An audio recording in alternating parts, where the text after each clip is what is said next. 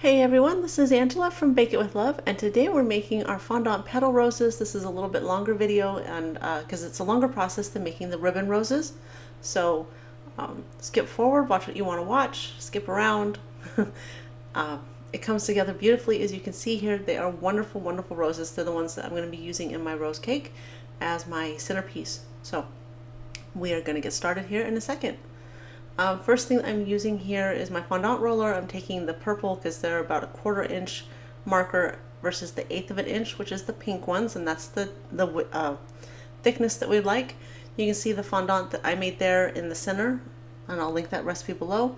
And I'm mixing it 50-50 with the gum paste here in a moment, and I have my little other fondant tool in the background. So I'm just going to get everything ready. I also have some cornstarch on hand for my working surface, as well as some toothpicks that I'll be using to put my stems onto the centerpiece of my rose. And then a little bit of water and my paintbrush in a second. There you go. The other bowl is where I'm going to put my stems when I'm working. I'm going to make those ahead of time so that I have several roses I'll be making, but you'll see one here is all. So my fondant and the gum paste I mix just like I would if I was adding coloring. Push it all together, twist it, turn it, fold it over until it's a really even consistency and ready to roll out. If it's a little sticky, you know, you've got that. That's what the cornstarch is there for. If you're using homemade fondant, you might have made it a little bit stickier like I do. I like it that way. Store-bought fondant is not so sticky, but you can use that. Do the same thing, mix the gum paste with it. It dries out better for your final roses. Now I've just grabbed a little bit of my fondant here and I'm going to take off some more. I'm just making the little kind of oblong shaped center of my rose, and I'm going to put that on the end of a toothpick and then set it aside to dry while I work on everything else. And usually I have several of those made in advance, so there is one sitting over there that's drier. And then next what I'm doing here is I'm making a bunch of little round balls about a 1/2 inch in thickness. I'm going to set them at the top of my work area and just keep making a bunch for my petals. You want to do that too, and we'll skip forward towards the end here in a second of having those ready. And normally I'm working through my petals fairly quickly. I don't always cover my petals, the balls that I'll be using for the petals. I do, however, suggest that if you're new to this and taking a while, you keep those covered while you're working. As always, your fondant that is ready to use, keep that covered too, because you don't want it to dry out while you're doing all of this this work for your beautiful, beautiful roses that we're making here. Now this is the first of my petals, and usually my first few petals I make more oblong than kind of round, and I usually start towards the center, but you can see I kind of work all over the place as I go. This isn't the thinnest petal that I worry about. In my outer petals, when I get there, I like to go really, really thin so that they ruffle around the edges really well. Just like what I talked about with the ribbon roses, that thin outer edge there is going to ruffle naturally the thinner it gets. So we're going to go through making almost, well, I think I did all the petals here for you. So like I said, if you want to skip ahead, don't be shy. If you want to see what I'm doing when I'm layering on all my petals as I go, then this is the entirety of the video for you. Now as I complete each of the petals here, as you see, I wrap it around the stem piece that I created for the center of the rose. And you're just going to tuck it in nice and tight around the bottom. And what you'll do is you'll take that paintbrush with your water and get the bottom edge that you want to have at the base of the rose, and get that wet just on the lower piece there so that it sticks and stays in place for you. And if you have like that egg crate foam, that's a really, really wonderful one to have, especially when you're working with roses on toothpicks, because you can set it in the egg crate foam and it'll help it hold its shape while you're working on it. And then also you can set your roses as they're completed, you can set them in that to dry. Upside down egg crates work well too. And small bowls. I have a lot of small bowls. And this one, remember, push out from the center. That way you have a nice thin, wafer thin sheet there. And then get the bottom edge wet.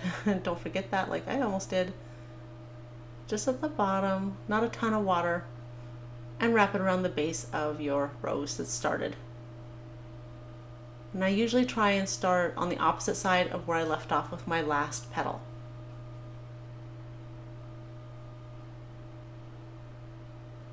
pinch it off at the base, set it aside, and work on your next petal. And you can separate in between the petals if you want, like this, and curl them outward.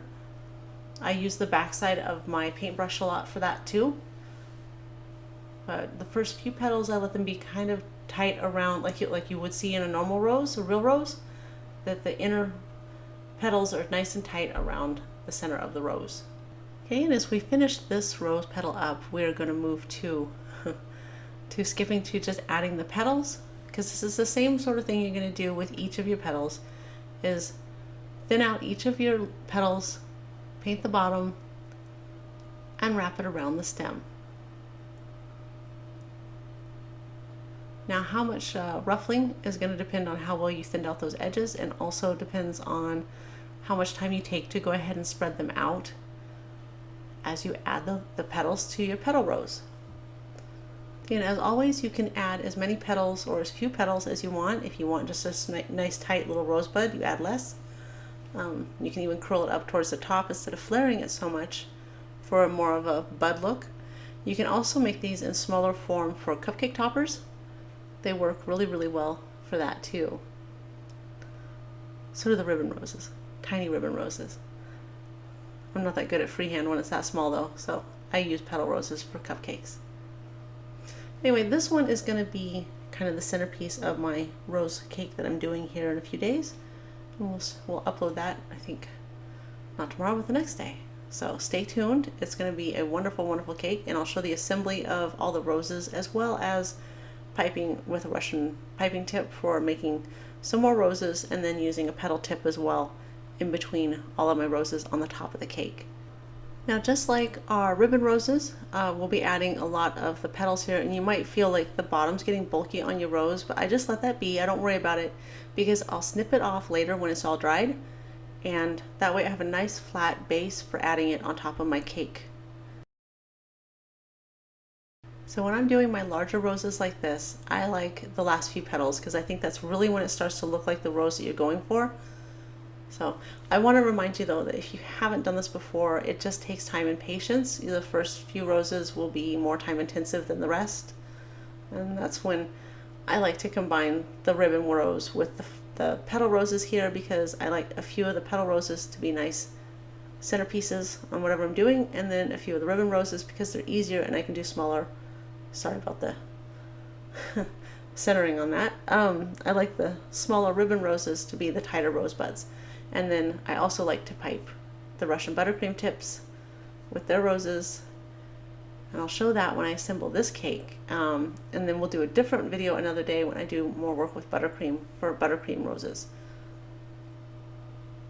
So stick with us. We got a lot to cover here. And that is my final rose. I'm going to set it aside and let it dry, and then I'll snip off the bottom tomorrow when I assemble the cake. So I do just want to say here one thing that as many of you may know, anyone who's been to the website knows I'm not a professional baker. I do a lot more cooking usually. And if I can do this, so can you. Please believe me on that. I practiced this a couple times through, but before that it had been 20 years since I touched fondant. So when you see the end cake, I hope you can appreciate that you really can do this too. I hope you liked the video. If you did, please give it a big thumbs up. Be sure to subscribe and catch all of our upcoming videos. We have a lot of cake stuff coming, as well as really delicious food. As always, thanks for watching, and we'll see you again next time.